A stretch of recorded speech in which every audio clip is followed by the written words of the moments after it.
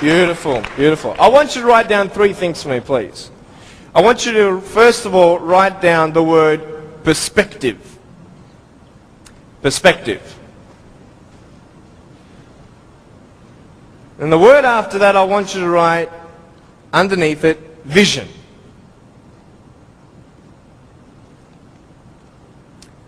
And then underneath that, I want you to put choices. So perspective, vision, and choices. This is what I'm going to be speaking about. I'm going to be real with you and start from the beginning. I was born in a blessed country. I was born to parents with the support I needed. You see, when I was born, it was such a tragedy. It was such a great shock to everybody.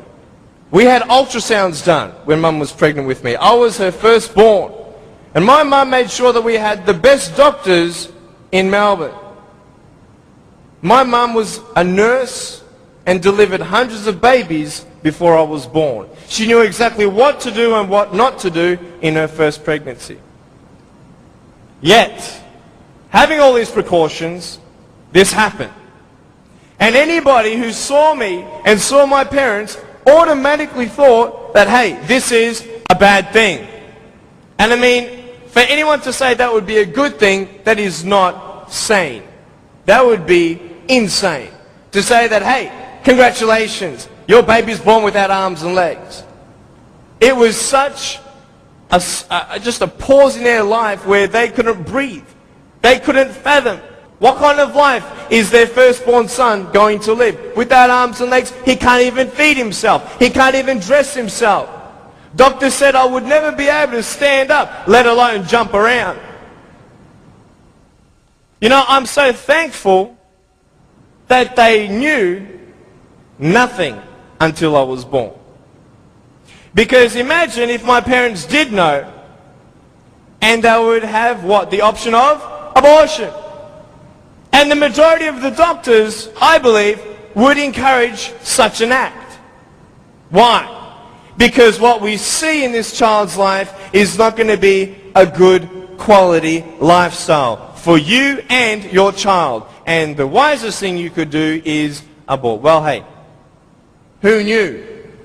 Who knew that I would become a 23-year-old professional motivational speaker, speaking to 1 million people all around the world, starting schools in third world countries, building hospitals in the future and orphanages and all that stuff. We sponsor 43 kids who don't have food, fresh water and all that sort of stuff. And that's just the beginning. I'm a real estate investor. I'm a stock market investor. I love options trading. That's becoming one of my professions. I love real estate investing. I love the fact that we can make money doing real estate developing. Make our money, make more money. I love that fact. I love the fact, though, above all, that I can give the world something that others cannot.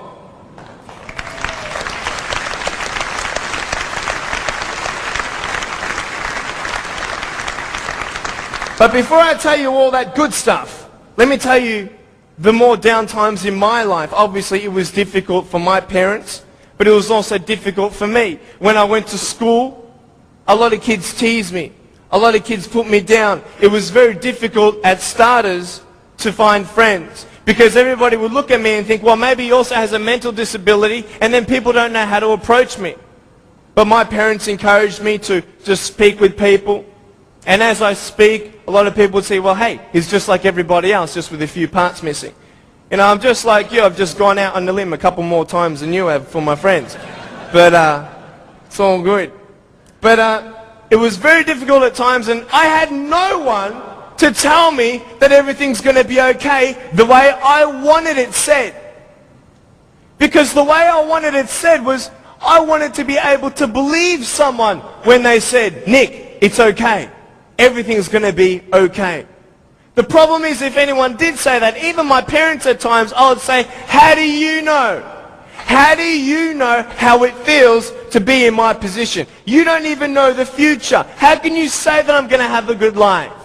You cannot. Last January, within 3 weeks, 3 of my family members died. January 2005, my uncle, my grandfather, and one of my cousins. The day after my grandfather was buried, my uncle, 53-year-old man, had a heart attack, died. 5 days before he died, he was at the doctor's and everything was fine. What can you tell me to encourage me? Can you tell me anything? Only if you've been through it. And this is what I'm here about.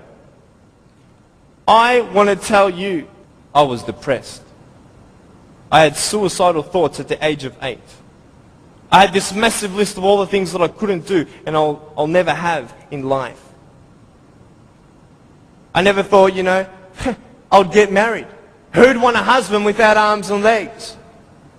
And I thought even if I ever did get married, I'm not going to be even able to hold my wife's hand.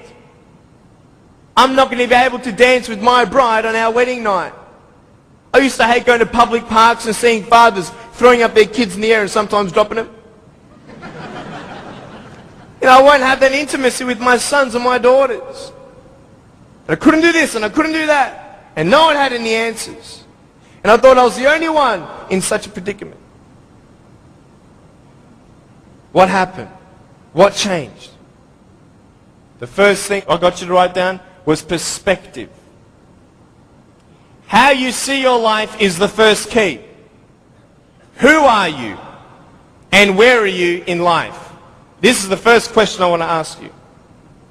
Even though the world can look at me, they can say, well, a guy having no arms and no legs, his potential is not unlimited, but limited. His potential, just because he has no arms and no legs, humanly speaking, in our logic, he's not going to be as successful as everybody else. Really? Why? Because of his disability. Really? What is a disability? Have you ever thought of that? A disability. I'll tell you what a disability is. Something that would hinder you to achieve something. Now, just because I have no arms and no legs, it doesn't mean that I can't be successful. It doesn't mean that I can't do a business degree like I've done, a Bachelor of Commerce in Financial Planning and Accounting. That didn't stop me. Then what really stops you? Your mind. The way you see your life and where you are going will determine how successful you will be in life. I could say, yeah, I'm a guy without arms and legs, but what? I have my little chicken drumstick. Don't ask yourself and see what you don't have, see what you do have, and then say, okay, this is where I am.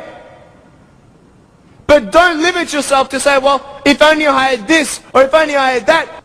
You can think of all the things that you don't have, but I want to ask you, is that really constructive? No. Why? Because no one can turn back time. It's up to you with what you do with today. Your priorities, your daily agenda will determine how successful you are. You want to know something? I started to be thankful. Thankful? Why, Nick? How could you be thankful? My mum showed me a newspaper article of a young man who had a disability, not similar to mine, but it was also unexplained medically. And I thought, you know what? I'm not the only one with something to bear. But I'm telling you, this perspective is everything. Giving yourself enough credit. Write this down. Give yourself credit. Even if the whole world told me that, Nick, you have no arms and no legs, you're not good enough, you're not going to reach your fullest potential, and even if you do, it's not going to be compared to anybody else's potential because you have no arms and no legs. Even if the whole world has that discouragement on you or their view on you, you don't have to believe them. You get it? You don't have to believe others' opinions. Because it's just an opinion. If a doctor comes to you and says, hey, I'm sorry, you've got cancer. What are you going to do? Get a second opinion. Right? Why? Because you want to make sure that he's right. You want to know exactly how much you have to live and what's going on. Well, why not get a second opinion when people put you down? Why not get a second opinion when your family thinks you're dreaming? Tell him he's dreaming.